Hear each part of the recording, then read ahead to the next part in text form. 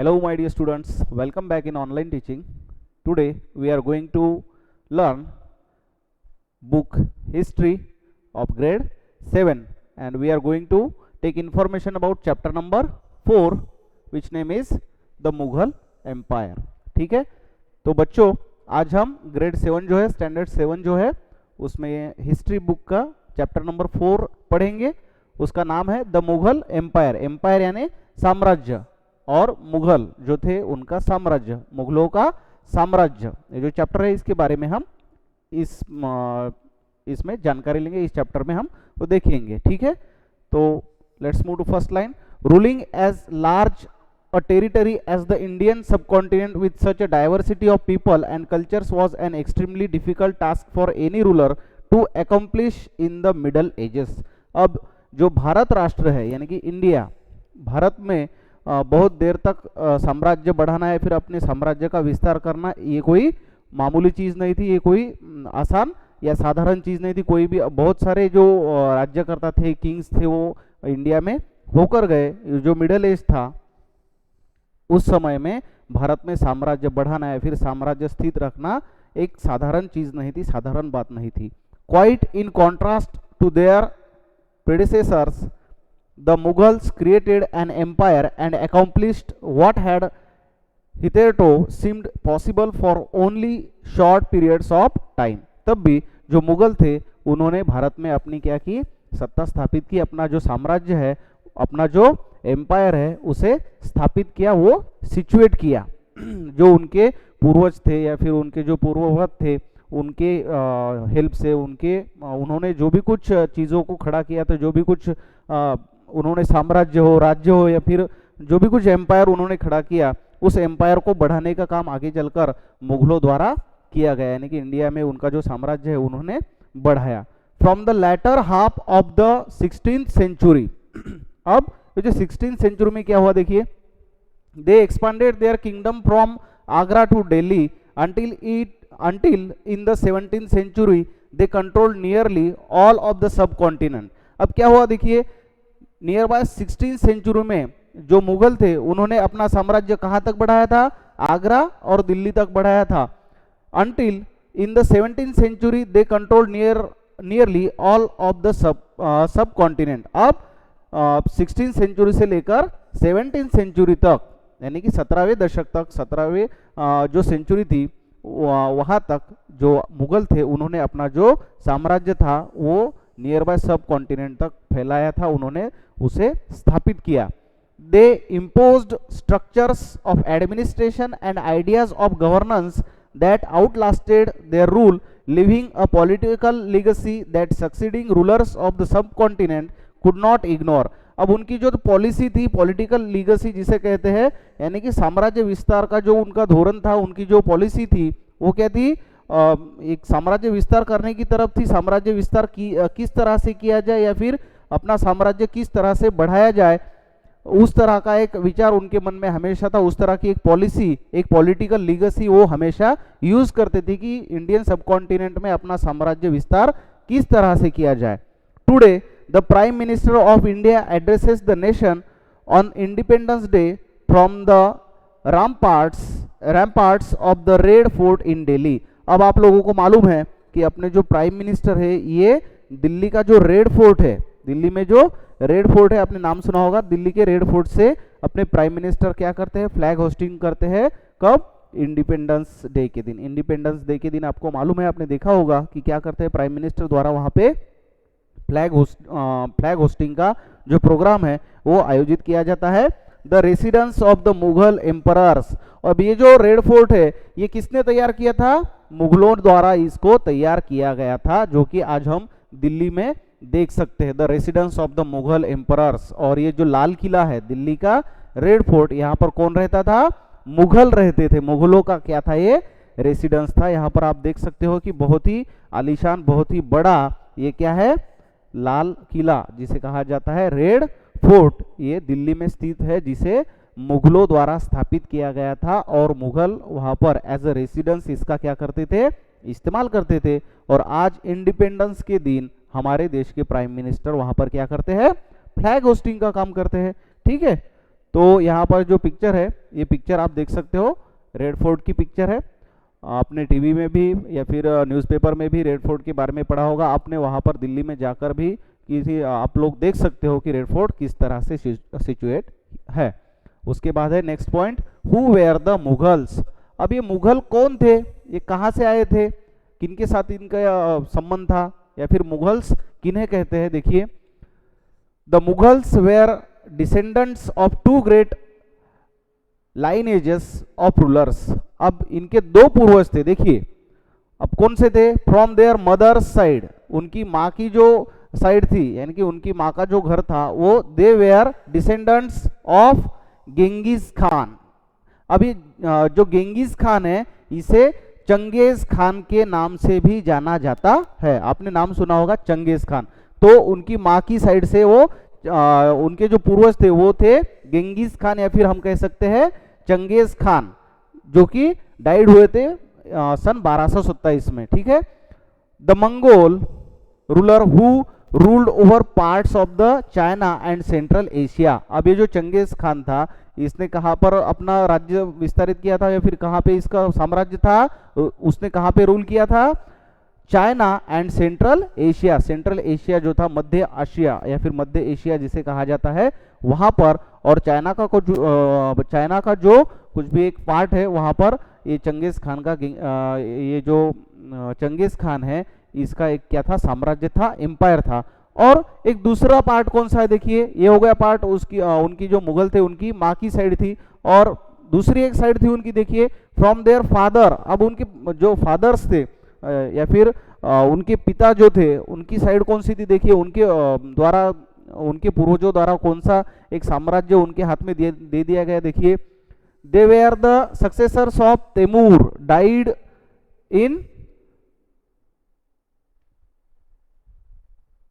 थे इनकी माँ की साइड है वो देखिए। अब फादर की साइड में, they were the successors of Timur died 1404। अब ये जो तैमूर, जिसे तैमूर खान भी कहा जाता है, तो ये जो तैमूर था ये इनके क्या थे, एक सक्सेसर थे, इनके पूर्वज थे। ही रूलर ऑफ ईरान। अब ये जो तैमूर था इसका जो साम्राज्य था कहाँ पे था, Iran, Iraq and modern day of Turkey. आप जो टर्की जो कंट्री का नाम सुनते हो वहां पर इस तैमूर का क्या था, साम्राज्य विस्तार किया था, या वहां पर उसका साम्राज्य था, उसने अपना साम्राज्य बनाया था। कहां पर, ईरान, इराक और मॉडर्न डेज मीन्स आज का जो तुर्की जिसे कहा जाता है, वो टर्की कंट्री जो है वहां पर तैमूर अली खान जो नाम है, तैमूर खान जो नाम था, वो पर्सन उसने वहां पर अपना साम्राज्य स्थापित किया था। हाउएवर द मुगल्स, मुगल जो थे, did not like to be called Mughal. अब मुगलों को ये जो मुगल नाम था ये पसंद नहीं था, यानी कि वो उसे पसंद नहीं करते कि लोग होने क्या कहे Mughal. The Mughals did not like to be called Mughal और मंगोल। मुगलों को ही मंगोल नाम से ही जाना जाता था या फिर जाना जाता है, जो कि मुगलों को थोड़ा सा पसंद नहीं था ये नाम। This was because Genghis Khan memory was associated with the massacre of innumerable people. अब ये जो चंगेज खान है, ये जो चंगेज खान है ये बहुत ही हिस्ट्री में इसका नाम बहुत ही क्रूर साम्राज्यकर्ता के तौर पर लिया जाता है। ये क्या करता था, लोगों को बहुत ही बुरी तरह से क्या करता था, मारता था। बहुत सारे लोगों को उसने क्या किया था, मारा था, उनकी हत्याएं की थी। It was also linked with the Uzbeks, they are Mongol competitors. On the other hand the Mughals were proud of their Timurid ancestry, not least of all because their great ancestor had captured Delhi in 1398। अब उनका एक और साम्राज्य करता था और एक person था जिसका नाम था तिमुरिड, जिसे तैमूर भी कहा जाता है।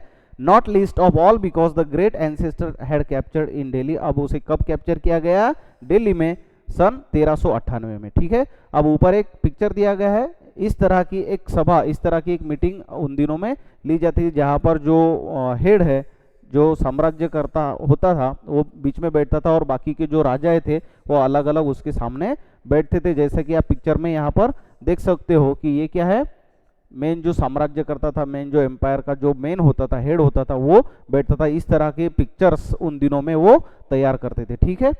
नेक्स्ट है, देखिए They celebrated their genealogy pictorially, each ruler getting a picture made of Timur and himself. Take a look at figure 2, which is somewhat like a group of photograph. देखिए हमने पिक्चर देखा है, उसमें देखा है कि कुछ साम्राज्य करता है, कुछ राजा है वहां पर बैठे हैं. जिनियोलॉजी पिक्टोरियली मीन्स उनके जो पूर्वज रहते थे. Each ruler getting a picture made of Timur and himself. अब वो राजा क्या कर सकते थे, ये जो तैमूर था इसके साथ उनके क्या तैयार करते थे, फोटोग्राफ्स तैयार करते थे, पिक्चर तैयार करते थे. ठीक है, उन दिनों में उस तरह के पिक्चर्स वो तैयार करके लेते थे. Take a look at figure number 2. Figure number 2 हमने देखी है, which is somewhat like a group photograph. अब वो जैसे हम ग्रुप फोटो निकालते हैं उस तरह की एक ग्रुप फोटो वहां पर निकाली गई है. ठीक है, नेक्स्ट है मुगल मिलिट्री कैंपेन्स. अब मुगलों का सैन्य किस तरह का कैंपेन करता था, मुगलों द्वारा किस तरह का आक्रमण होते थे. यहाँ पर एक फिगर दी गई है, आप यहाँ पर एलिफेंट देख सकते हो, हॉर्स आर्मी भी यहाँ पर है. और इन जैसे एनिमल्स का इस्तेमाल करके मुगलों द्वारा क्या किया जाता था, कैंपेन्स किए जाते थे बैटल फील्ड में. इन सारे एनिमल्स का इस्तेमाल होता था और इनको ट्रेन करने का काम, इनको यूज करने का काम सैनिकों द्वारा किया जाता था, मिलिट्री के द्वारा किया जाता था. तो ये मुगल मिलिट्री कैंपेन क्या है, देखिए. Babur the first Mughal emperor 1526 to 1530 succeeded to the throne of Fargana in 1494 when he was only 12 years old. अब ये जो बाबर था, अब हिस्ट्री में आपने नाम सुना होगा कि बाबर जो था, बाबर क्या था, एक किंग था, मुगल एम्परर था, द फर्स्ट एम्परर. अब ये इसका जो कार्यकाल है 1526 से लेकर 1530 तक है. ये बाबर जो है मुगलों का फर्स्ट एम्परर रहा है. Succeeded to the throne of Fergana in 1494 when he was only 12 years old. और वो जब लगभग 12 साल का था तो तब उसे, आज जिसे परगना कहा जाता है तो इसे फरगना बोलते हैं. तो फरगना सन 1494 में उसने क्या किया था, हासिल किया था, जब वो 12 साल का था. He was forced to leave his ancestral throne due to the invasion of another Mongol group, the Uzbeks. After years of wandering, he seized Kabul in 1504. और बहुत सालों तक इधर उधर घूमता रहा, यानी कि बहुत सारे जो भी कुछ साम्राज्य थे, जो भी कुछ किंगडम्स थे, वहाँ पर वो घूमता रहा. अपना जो सत्ता का विस्तार है वो करने का प्रयास उसके द्वारा किया गया था और उसे सीज किया गया. वो कहाँ पर रुका था फिर, काबुल, यानी कि 1504 में काबुल में वो रुका था. इन 1526 he defeated the Sultan of Delhi Ibrahim Lodi at Panipat and captured Delhi and Agra. और सन 1526 में जो बाबर है, बाबर और जो एक नाम है इब्राहिम लोदी, ये भी क्या था, एक एम्पायर उसका था, वो एक एम्परर था. तो बाबर और इब्राहिम लोदी के बीच में सन 1526 में एक बैटल हुआ था जिसे कहा जाता है पानीपत की लड़ाई. आपने नाम सुना होगा कि द बैटल ऑफ पानीपत. तो पानीपत का ये जो बैटल है किसके बीच में हुआ था, इब्राहिम लोधी और बाबर के बीच में सन 1526 में पानीपत का बैटल हुआ था. तो इस बैटल में क्या हो गया था, बाबर ने कौन सा प्लेस हासिल किया था, कैप्चर्ड दिल्ली एंड आगरा. ठीक है, सन 1526 इन 1526 ही defeated the sultan of Delhi Ibrahim Lodhi. जो दिल्ली का सुल्तान था इब्राहिम लोधी, उसको डिफीट किया था, उसका पराभव या फिर उसे पराजित किया था, जिसका नाम था बाबर. ठीक है, नेक्स्ट है देखिए, table 1 chart some of the major campaigns of the Mughals. Study it carefully and see if you can notice any long term patterns. You will notice for example that the Afghans, देखिए, that the Afghans were an immediate threat to the Mughal authority. अब इन मुगलों का साम्राज्य विस्तार हो रहा था, मुगलों ने अपना किंगडम या फिर अपना एम्पायर स्थापित करना शुरू कर दिया था. तभी जो अफगान लोग थे, इन अफगान लोगों ने इनको क्या करना शुरू किया, विरोध करना शुरू किया. इनके विरोध में वो खड़े रहे. Note the relationship between the Mughal and the Ahoms, see also chapter 7, the six, see also chapter 8 and 10, and Mewar and Marwar, see also chapter 9. How was Humayun's relationship with Safavid Iran different from Akbar's? अब इन जो मुगल लोग थे, इनके विरोध में बहुत सारी सत्ताएं, बहुत सारे एम्पायर्स क्या हो गए थे, खड़े हो गए थे, जिनमें मुगलों के विरोध में अफगान्स थे, उसके बाद ये जो अहोम्स है ये, उसके बाद सिख्स, उसके बाद मेवाड़ मारवाड़ जो आज रीजन हम देखते हैं वहाँ पर भी मुगलों का क्या हुआ था, थोड़ा सा उनको डिफीट करने के लिए उनका विरोध करने की तैयारी हो चुकी थी। How was Humayun's relationship with Safavid Iran different Akbar, ये जो हुमायूं है इसकी रिलेशनशिप कैसी थी कौन, अकबर के साथ, इसके बारे में चैप्टर 9 में हमें क्या करना है, पढ़ना है। Did the annexation of Golconda and Bijapur in Aurangzeb's region and hostilities in the Deccan। अब यहाँ पर एक क्वेश्चन है कि एनेक्सेशन जो था गोलकोंडा और बीजापुर का जो सवाल था, इन औरंगजेब्स रीजन, औरंगजेब का जो प्रांत था, औरंगजेब का जो रीजन था, उसकी जो हॉस्टिलिटीज थी वहाँ पर डेक्कन यानी कि आज जिसे कहा जाता है दक्खन, ये पार्ट या फिर उनका जो एनेक्सेशन था, did the annexation of Golconda and Bijapur in Aurangzeb's region and hostilities in the Deccan. इस क्वेश्चन का आंसर क्या करना है, हमें पता करना है, इसे ढूंढना है।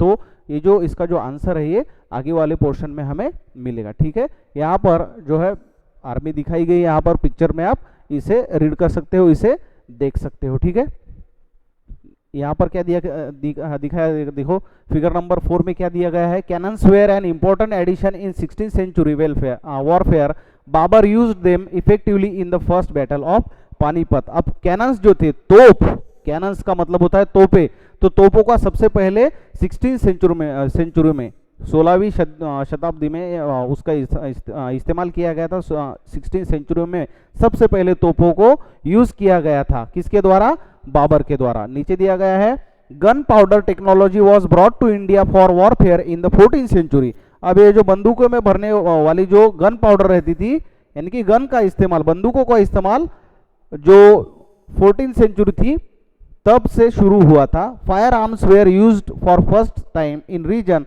सच as Gujarat, Malwa and Deccan and was used by Babur in early 16th century. और गुजरात में, मालवा में, डेक्कन यानी दक्खन में जो भी कुछ लड़ाइयाँ हुई, जो भी कुछ बैटल हो गए थे सन 16वीं शती में, 16th सेंचुरी में, उसमें इन बंदूकों का, गन पाउडर का इस्तेमाल या फिर आर्म्स का इस्तेमाल उन लड़ाइयों में किया जाने लगा।